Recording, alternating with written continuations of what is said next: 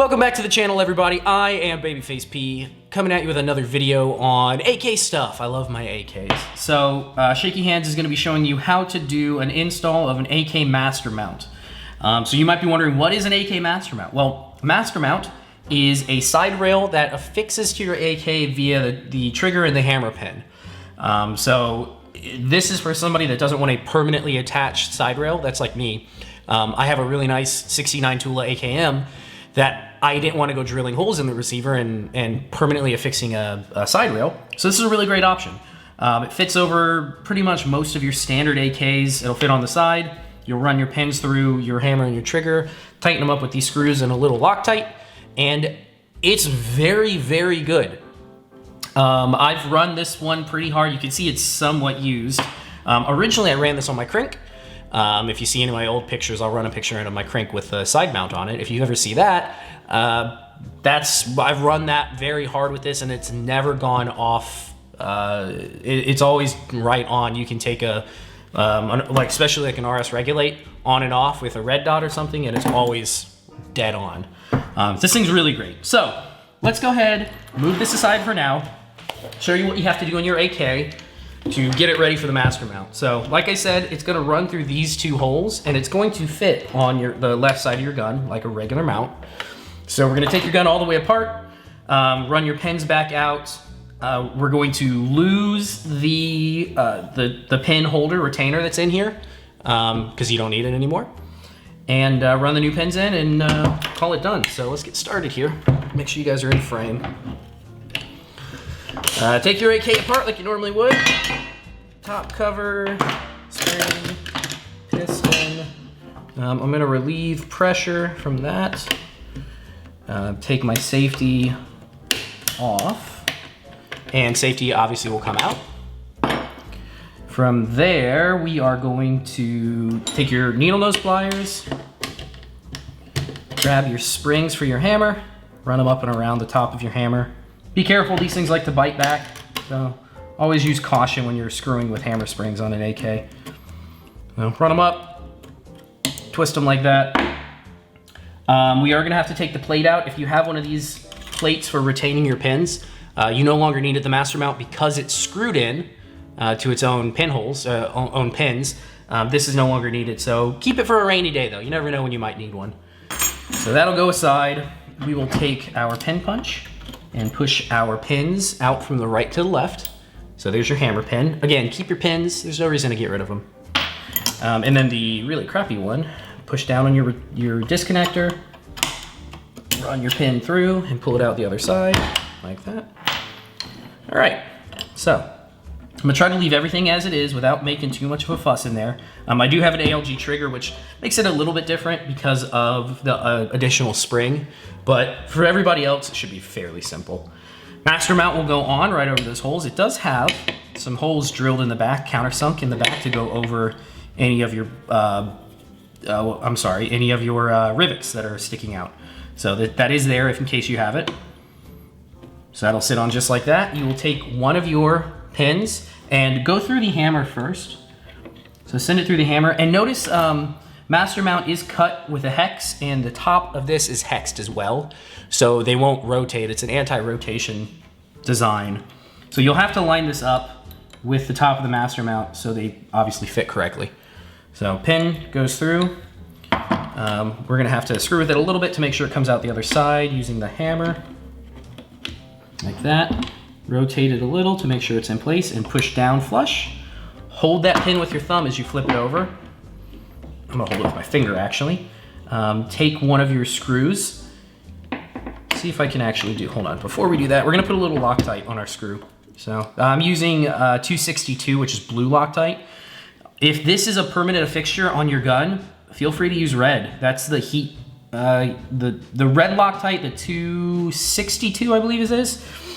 It needs heat to come out, so it's a lot more permanent than blue is. But again, if you don't plan on removing this from your gun, go ahead and use red. It won't hurt anything. I've moved this around a couple guns before, so I've always just used blue.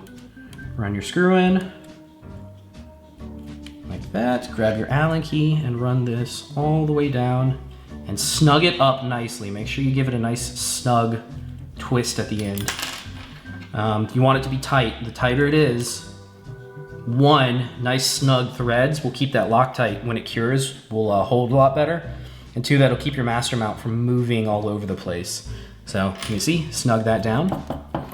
Flip this over. You can see your master mount's a little crooked, which is fine. Bring it back up into alignment, like that. Take your second pin and we're gonna run it through the trigger housing. So this is always a little more difficult, especially on camera. Run it through one side, through your trigger, through your disconnector, through the other side of your trigger. And if you have, if you're running one of the AKT triggers with the additional spring, obviously you'll need to make sure that that is fitted correctly, which is always a pain in the butt. If I can't get this on the first go, I'll jump cut, because this is always a nightmare. So, let's see. Of course, when you're on camera, it never wants to cooperate.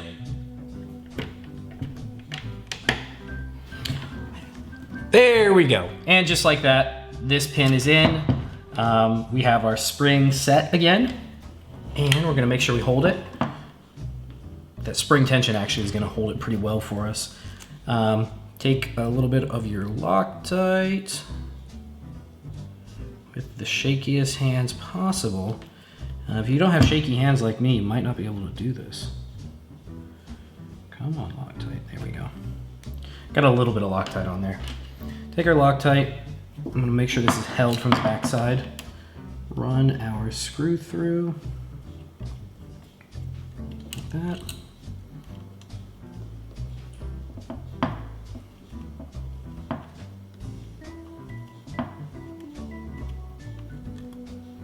Snug it down, and rebuild your gun. That's pretty much it. You can see why you no longer need the pin retainer. This obviously retains your pins because it's Loctited and screwed in place. We're gonna take our springs and put them back down. Always do this with screws or with pliers, otherwise it will bite the crap out of your hand. There we go.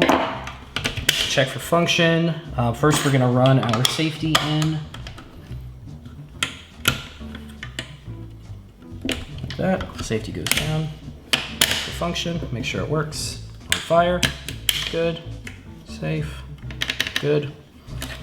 And put your gun back together.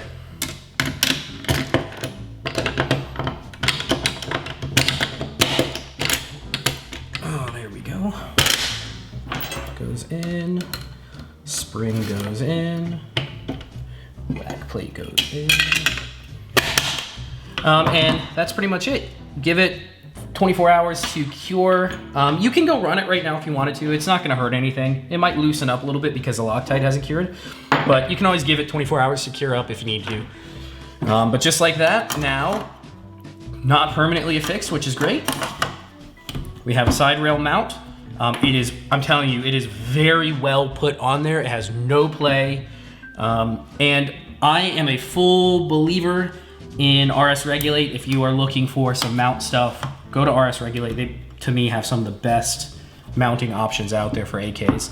Because yeah, look at that, solid lockup. Ready for a red dot of some kind. We gotta figure out what's gonna be going on that. So anyways, there you go. That's how to install a master mount. These things are awesome. I really do believe in it. It's probably not quite as sturdy as a permanently affixed option, but hey, it's a great option for somebody that doesn't want to put more holes in their nice 1969 receiver. So anyways, like, share, subscribe. If you guys want to see more AK stuff, more gun stuff, more machining that's coming up, make sure you pay attention to my channel. Watch for new content coming out. We are going to be adding an optic to this gun, and I'm in between a couple things. I'm trying to decide if I want to go, maybe you guys could help me. I'm trying to decide if I should go American and put an MRO, because MROs are always good, or if I should go ahead and pick up a Russian optic. I'm really leaning hard towards the OKP7, which is a pretty cool optic. So let me know what you guys think. Anyways, I will catch you guys on the next one. See ya.